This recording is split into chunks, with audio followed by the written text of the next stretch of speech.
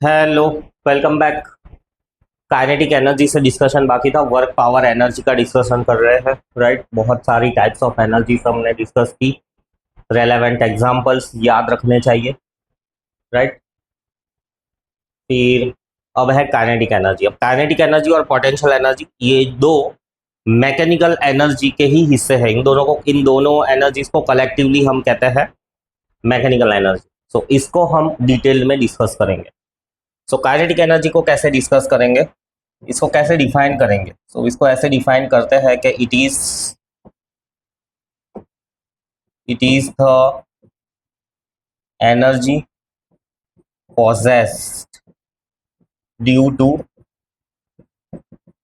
Virtue of motion. कोई भी चीज अगर मोशन में है तो उसके पास काइनेटिक एनर्जी है। Example, car moving on road. Car on road लिख देते तो अभी सही ही था, बट ऑब्वियसली मोशन में है तो राइट। साइकिलिंग कर रहे हैं तब भी हमारे पास काइनेटिक एनर्जी। और ऐसे बहुत सारे एग्जांपल्स कि कोई भी चीज अगर मूव कर रही है तो उसके पास काइनेटिक एनर्जी है। पंखा गोल गोल घूम रहा है, मूव कर रहा है, हाँ मूव तो कर ही रहा है, गोल गोल घूम रहा है तो काइनेटिक एनर्जी है। राइट, ट्रेन चल रही है, काइनेटिक एनर्जी है। मैं हाथ मूव कर रहा हूँ, क्या ये काइनेटिक एनर्जी है? नहीं। As a whole, as a complete body अगर मैं मूव करता हूँ तो काइनेटिक एनर्जी बोलेंगे। मैं मेरा हाथ मूव कर रहा हूँ, मेरा सिर मूव कर रहा हूँ, तो ये काइनेटिक एनर्जी नहीं। Types of kinetic energy, translational kinetic energy. If the body moves in a straight path, the body is said to possess body is said to possess translational kinetic energy, है ना। इसके example,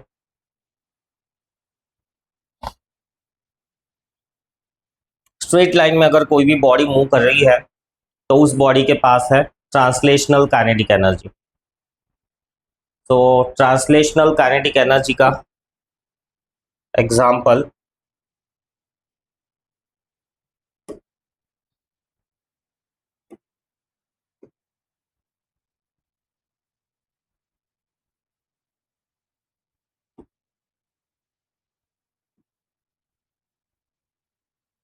इसको हम next page में लेकर जाते हैं।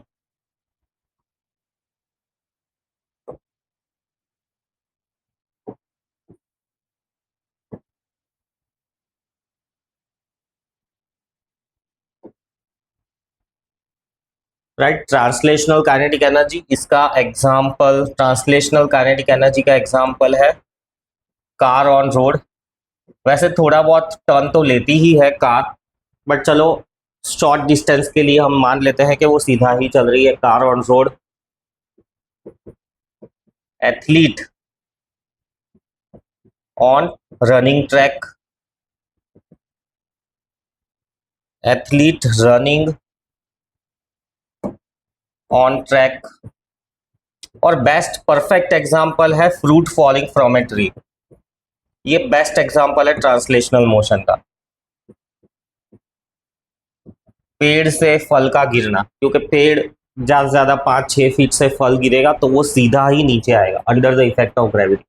तो ये बेस्ट एग्जाम्पल है ट्रांसलेशनल मोशन का। बाकी सब भी एग्जाम्पल है, बट इसमें ऐसा कि भाई थोड़े से डिस्टेंस के लिए वो स्ट्रेट जाएगी फिर वापस मुड़ेगी तो वो ट्रांसलेशनल में नहीं रहेगी, वो फिर 2 डायमेंशन में चेंज हो जाए।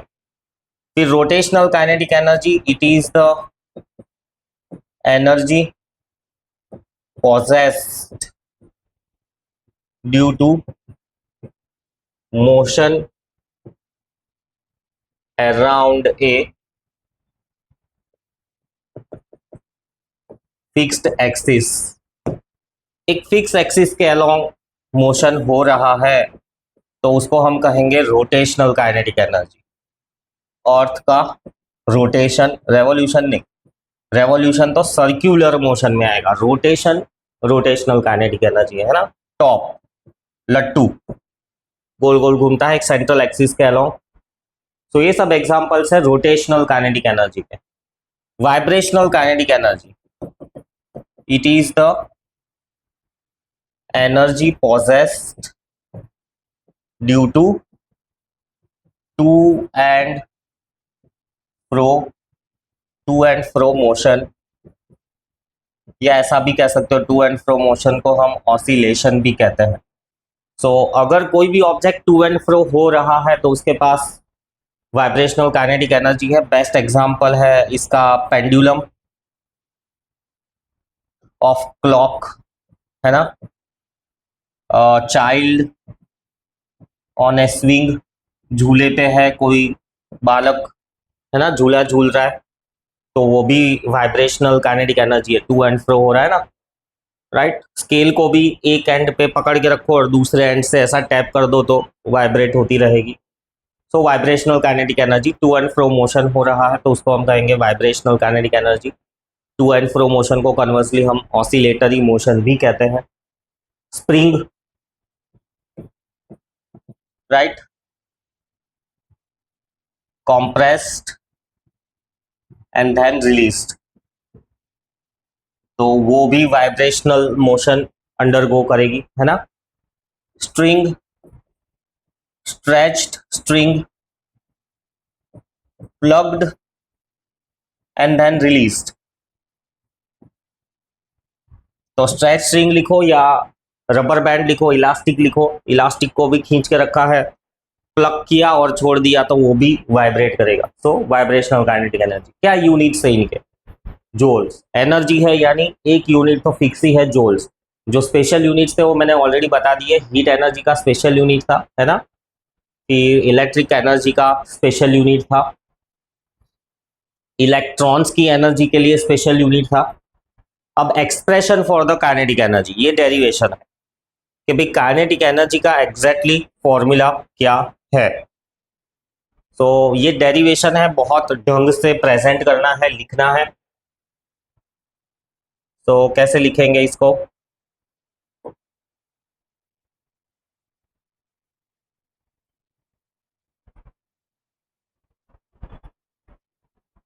सो डेरिवेशन में मैंने 9th में भी सिखाया है ना, उसी तरह से सबसे पहले आता है कंसीडरेशन।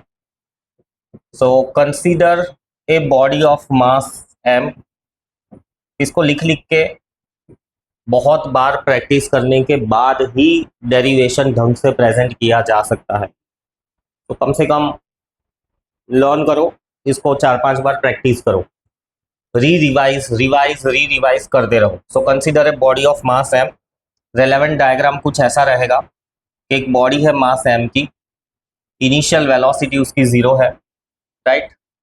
फिर हम उसको फोर्स अप्लाई करते हैं जिससे उसकी फाइनल वेलोसिटी हो जाती है v। सो इनिशियल वेलोसिटी 0 है, फाइनल वेलोसिटी उसकी हो जाती है v, उसके ऊपर कुछ फोर्स f हम अप्लाई करते हैं। So consider a body of the mass m initially at rest, let force F be applied to it so that it attains velocity v in a time t। तो ये consideration है कि भाई body थी rest पे थी, इसको एक फोर्स अप्लाई किया, फोर्स टी टाइम के लिए अप्लाई किया, तो ये फोर्स अप्लाई करने की वजह से बॉडी वी वेलोसिटी पे आ गई। फुटबॉल मान के चलो, फुटबॉल था पड़ा हुआ था ग्राउंड पे, तुमने किक किया 0.1 सेकेंड के लिए, किकिंग का टाइम होता ही कितना है 0.1 सेकेंड के लिए। तो जैसे ही बॉल को तुमने किक किया, बॉल के पास आ गई फाइनल वेलोसिटी v। अब क्या करेंगे हम, यूजिंग, ये एक पार्ट था, ये एक पार्ट है, डायग्राम एक पार्ट है, अब तीसरा पार्ट जो मेन डेरिवेशन है वो, using equation of motion, right, v square minus u square is 2as। Let say body का डिस्प्लेसमेंट s हुआ है, कंसिडरेशन में ही आ जाना चाहिए था बट नहीं लिखा है, तो हम लिख सकते हैं यहाँ पर कि s is the displacement caused due to motion, right. Due to motion यानी अब इन चीजों को भी नाइन्थ के अंदर तो ढंग से पढ़ा है, equations of motion, accelerated motion, तो बहुत ही नीट एंड क्लीन आइडिया होना चाहिए। डिस्प्लेसमेंट एस कॉस हुआ है मतलब जब तक फोर्स लग रहा है ना तब तक जो डिस्प्लेसमेंट हुआ है वो, बाद में जो डिस्प्लेसमेंट हुआ है वो नहीं। तो जैसे मैंने कहा फुटबॉल, तो उसको जब तुम लात मारोगे तो तुम्हारा पैर और बॉल कांटेक्ट में है, उतने टाइम के लिए जो डिस्प्लेसमेंट हुआ है ना वो वाला डिस्प्लेसमेंट है ये। तो चीज़ों को थोड़ा गहराई में समझो कि किसी भी चीज़ को हम धक्का मारते हैं, लात मारते हैं, तो एक डिस्प्लेसमेंट होता है जब फोर्स एक्ट हो रहा है, और फोर्स के खत्म हो जाने के बाद भी इनर्शिया की वजह से भी एक और डिस्प्लेसमेंट होता है। समझ में आया? तो total displacement is of two parts. एक डिस्प्लेसमेंट है जब फोर्स एक्ट हो रहा है, और दूसरा डिस्प्लेसमेंट है जब जो वो इनर्शिया की वजह से कवर कर रहा है। तो फाइनल वेलोसिटी तो v ही थी, v square is equals to 2as, है ना। ये एक पार्ट हो गया। अब फोर्स ढूंढते हैं हम, F is equals to m a, है ना। मास तो m ही है, एक्सेलरेशन कितना है इसमें से हम ढूंढ सकते हैं, m इंटू एक्सेलरेशन हो जाएगा v स्क्वायर बाई 2s। ये फोर्स का एक्सप्रेशन आ गया। अब काइनेटिक एनर्जी तो क्या है, it is the energy because of the work done, right. It is the energy because of the work done. तो हमको तो एक्चुअली में तो वर्क डन कैलकुलेट करना है।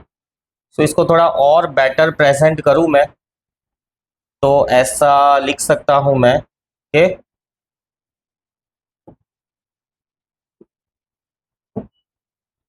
इसको ऐसा लिख सकता हूं मैं कि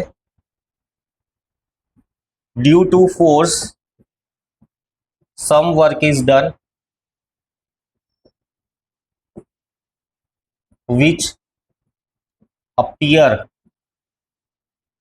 in form of kinetic energy. Work done की वजह से काइनेटिक एनर्जी आई है ना, तो हमको कैलकुलेट करना है work done. Work done calculate करने के लिए ये हिस्सा भी जरूरी है, ये हिस्सा भी जरूरी है। अब ये हिस्सा तुम पहले लिखो, ये हिस्सा तुम बाद में लिखो, चलेगा। हावेवर ये पार्ट 1 पार्ट 2 फिक्स है, बट ये पार्ट और ये पार्ट आगे पीछे होंगे, लिखे हुए होंगे तो चलेंगे। फिर आगे वर्क डन कैलकुलेट करना है। Work done will be equal to force into displacement, है ना। फोर्स भी उसी डायरेक्शन में है, डिस्प्लेसमेंट भी उसी डायरेक्शन में है, तो कॉस थीटा लेने की जरूरत नहीं है। या अच्छे से ढंग से डिटेल में लिखना चाहते हो तो ऐसा लिखो एफ एस कॉस थीटा, और थीटा तो 0 है। As force and displacement are in same direction, therefore theta equal to 0, which implies that cos 0 is 1। cos 0 की वैल्यू 1 होती है। सो एफ एस हो गया। अब फोर्स तो हमने कैलकुलेट कर लिया है, वैल्यू सब्स्टिट्यूट कर दो फोर्स की, कितना आया, फोर्स कैलकुलेट किया ना, m v square by 2s work done into displacement, displacement displacement cancel, work done is half m v square, therefore kinetic energy is equals to half m v square. जो work done था ना वही kinetic energy के form में appear हुआ, ये already इधर लिखा हुआ है ना। So expression for the kinetic energy, consideration या एजम्पशन, फिर डायग्राम, जो लॉजिक है वो, उस लॉजिक को फुलफिल करने के लिए ये छोटे छोटे हिस्सों की जरूरत है, क्योंकि ये जो हमने इक्वेशन ऑफ मोशन लगाया उसमें से हमको फोर्स का एक नया एक्सप्रेशन मिला, वो फोर्स का एक्सप्रेशन हमने फॉर्मूला में रखा, राइट, तब जाके हमको मिली kinetic energy. So expression for the kinetic energy. Kinetic energy ये अलग पार्ट है। काइनेटिक एनर्जी डिपेंड्स ऑन, पहला वाला है kinetic energy is directly proportional to mass. Mass जितना ज्यादा होगा ना काइनेटिक एनर्जी उतनी ही कम होगी। जैसे कि बड़ी ट्रक ले लो, तो मास बहुत ज्यादा है, तो उसको दौड़ाने के लिए या उसको दौड़ाना बहुत ही मुश्किल है। सो मास बहुत ज्यादा है, मास बहुत ज्यादा है, काइनेटिक एनर्जी भी बहुत ज्यादा होगी। बहुत बड़ा ट्रक दौड़ रहा है रोड पे, काइनेटिक एनर्जी बहुत ज़्यादा है, मतलब उसको रोकने के लिए भी तुमको रिवर्स एनर्जी जो देनी है बहुत ज़्यादा है ना। तो ट्रक जनरली जल्दी रुकते नहीं है, साइकिल है कम मास की है तो उसकी काइनेटिक एनर्जी भी कम है, तुम खुद हाथ लगा के साइकिल को रोक सकते हो। Kinetic energy is proportional to velocity square, है ना। रेसिंग कार्स बहुत हाई स्पीड में जाती है, उनकी काइनेटिक एनर्जी भी बहुत ज़्यादा है। सो ये दो फैक्टर्स है, काइनेटिक एनर्जी डिपेंड करती है। ये इसमें से है ना न्यूमेरिकल्स भी है, तो ये चीज़ भी एक थोड़ी इसमें से ये लर्न कर लो। This implies that kinetic energy of the body 1 to kinetic energy of the body 2 is equals to mass of the body 1 upon mass of the body 2। Proportionality में से इस तरह के इक्वेशंस ये भी ढूंढना या ये भी एक लॉजिक है। ये क्या काम में आता है, दो काइनेटिक एनर्जीज को कंपेयर करने के लिए काम में आता है। मतलब मैं हूं, मेरी कुछ काइनेटिक एनर्जी है, राइट। अब सेम काइनेटिक एनर्जी है या दूसरा इंसान है उसकी कुछ काइनेटिक एनर्जी है। सो दो लोगों की काइनेटिक एनर्जीज, दो लोगों का मास, मतलब कोई भी तीन चीज दी हुई है ना तो चौथी चीज तुम ढूंढ पाओगे।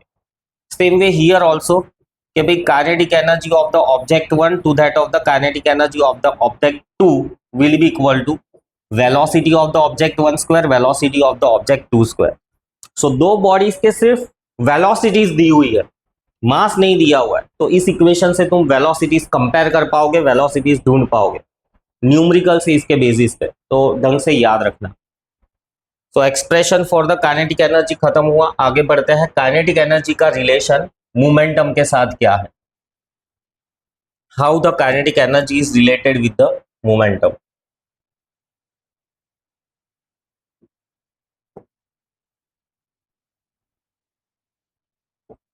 तो नाइन्थ में आता है ये मोमेंटम का formula, momentum P is equals to mv and kinetic energy is equals to half mv square.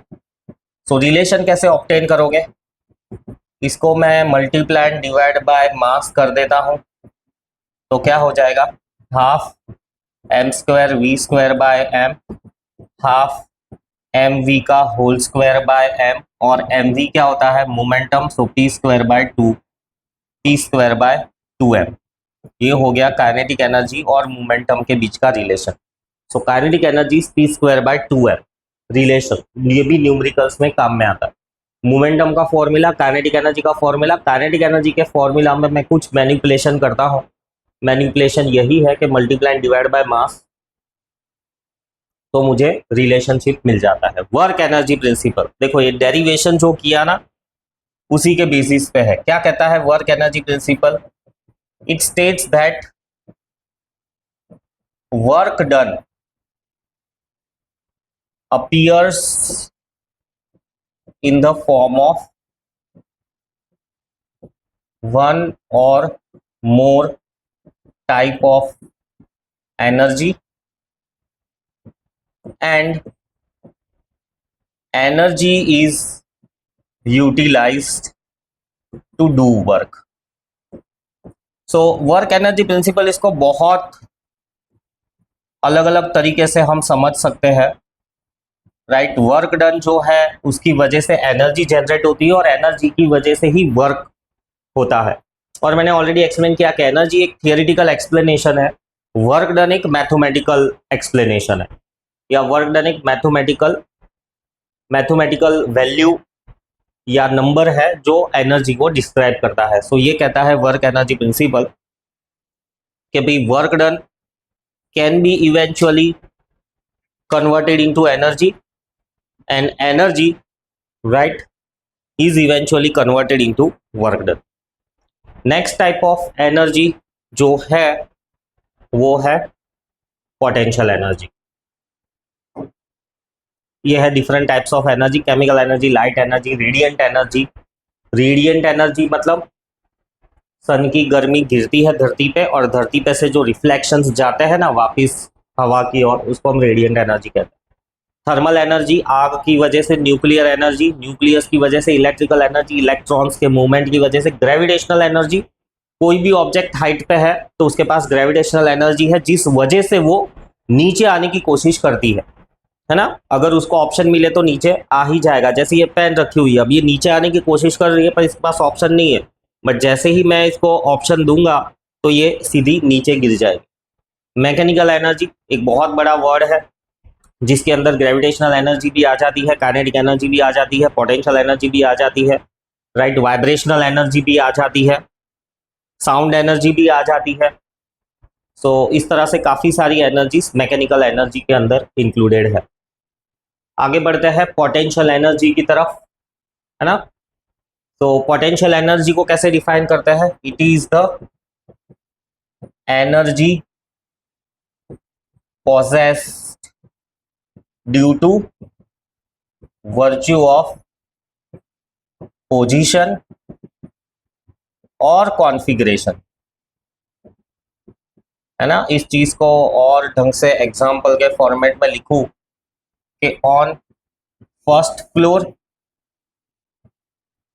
We are at some position with respect to earth and on second floor या तो लिख दो fourth floor we are at some different position with respect to earth। तो ये position की बात हो गई। कॉन्फ़िगरेशन के टर्म्स में भी हम एग्जांपल लिख सकते हैं कि एग्जांपल कॉन्फ़िगरेशन ऑफ स्प्रिंग। कौन से कॉन्फ़िगरेशन है स्प्रिंग के? कॉम्प्रेस्ड एंड स्ट्रेच्ड, दो अलग अलग कॉन्फ़िगरेशन है स्प्रिंग के। अगर उसको खींच के रखोगे तो भी उसके पास पोटेंशियल एनर्जी है, उसको कंप्रेस करके रखोगे तो भी उसके पास पोटेंशियल एनर्जी। सो पोजीशन और कॉन्फ़िगरेशन ये दोनों वर्ड्स को भी ढंग से समझना है। पोजीशन का मतलब हो गया विथ रिस्पेक्ट टू अर्थ, है ना। तो मैं ग्राउंड फ्लोर पे हूँ, अर्थ के सरफेस पे हूँ, तो मेरा ये एक पोजीशन है। मैं फर्स्ट फ्लोर पे आगे अलग पोजीशन है, थर्ड फ्लोर पे आगे अलग पोजीशन है। कॉन्फ़िगरेशन में ये एक पोजीशन में खड़ा हूँ, ये एक कॉन्फ़िगरेशन है। बैंड हो गया, ये अलग कॉन्फ़िगरेशन हो गया। Types of potential energy, gravitational potential energy. Gravitational potential energy को हम कैसे डिफाइन करेंगे? Gravitational potential energy is the energy due to virtue of position, उसको हम कहते हैं gravitational potential energy. So it is the energy due to virtue of position with respect to surface. अब surface कोई भी हो, अर्थ हो, जैसे ये एक फ्लोर है तो इस फ्लोर के रिस्पेक्ट में भी मेरे पास ग्रेविटेशनल पोटेंशियल एनर्जी। अगर मैं यहाँ पर किसी ऑब्जेक्ट के ऊपर खड़ा हो जाऊं तो ये सरफेस के कंपैरिजन में मैं हाइट पे हूं तो मेरे पास ग्रेविटेशनल पोटेंशियल एनर्जी है। अर्थ के रिस्पेक्ट में भी मैं हाइट पे हूं तो अर्थ के रिस्पेक्ट में भी मेरे पास ग्रेविटेशनल पोटेंशियल एनर्जी है। तो यहाँ पर ये जो रिलेशन है ना, कंपैरिजन जरूरी हो जाता है ग्रेविटेशनल पोटेंशियल एनर्जी के लिए कि तुम किसके साथ कंपेयर कर रहे हो। अभी मैं इस सरफेस के ऊपर हूँ, है ना, इस सरफेस पे मैं खड़ा हूँ तो मेरा सेंटर ऑफ ग्रेविटी पेट के आसपास कहीं पे है, तो मेरे पास कुछ ग्रेविटेशनल पोटेंशियल एनर्जी है। अब मैं लेट जाऊं तो इस सरफेस के रिस्पेक्ट में मेरी gravitational potential energy almost zero हो गई। बट अर्थ से तो मैं ऑलरेडी हाइट पे हूं, राइट, मैं फोर्थ फ्लोर पे हूं तो मेरे पास अर्थ के रिस्पेक्ट में तो ग्रेविटेशनल पोटेंशियल एनर्जी है। हावेवर जो सरफेस हमसे क्लोज होता है उसी के रिस्पेक्ट में हम ग्रेविटेशनल पोटेंशियल एनर्जी मेजर करते हैं। Elastic potential energy, it is the, इसका एग्जाम्पल ये रहा और इसका एग्जाम्पल ये रहा। इट इज द एनर्जी पॉसेस्ड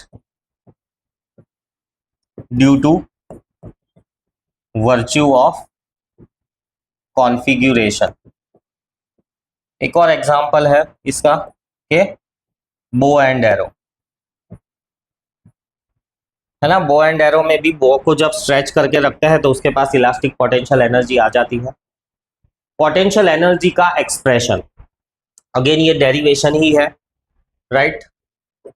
सो कैसे करेंगे? वंस अगेन कंसीडरेशन के कंसीडर, या चाहो तो सबसे पहले डायग्राम ड्रॉ कर लो कि भाई एक बॉडी थी मास m की जो कि अर्थ के सरफेस पे थी। अब उसको उठा के मैंने थोड़ा हाइट पे रख दिया, हाइट h पे, तो इसको उठाकर हाइट h पे रखने में क्या वर्क डन हुआ? हाँ हुआ, मेरी एनर्जी यूटिलाइज हुई ना, मतलब वर्क डन तो हुआ ही। सो और डेफिनेशन के हिसाब से पोजीशन चेंज करने में जो वर्क डन होता है उसको हम कहते हैं पोटेंशियल एनर्जी, राइट। तो चलो इसको समझते हैं कि consider a body of mass m raised to the height h, therefore the work done in doing so appears in the body in the form of potential energy. So मैंने जो work done किया उठाकर इधर रखने में, उसके बदले में इस बॉडी के अंदर पोटेंशियल एनर्जी आई।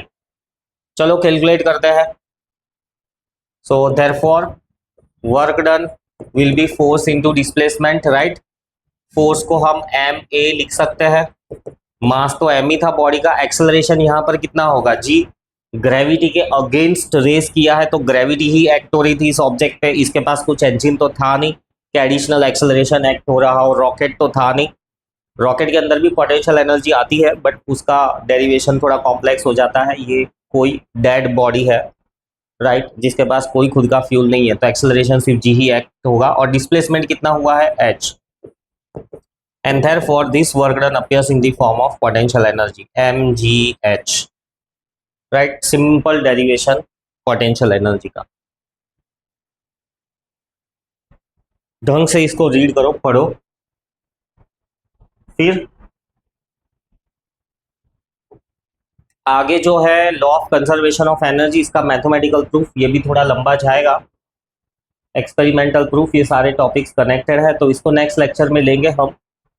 तब तक के लिए जो भी पढ़ा है इसको ढंग से पढ़ो, रीड करो, समझो, ठीक है। मिलते हैं नेक्स्ट लेक्चर में, सी यू, बाय बाय।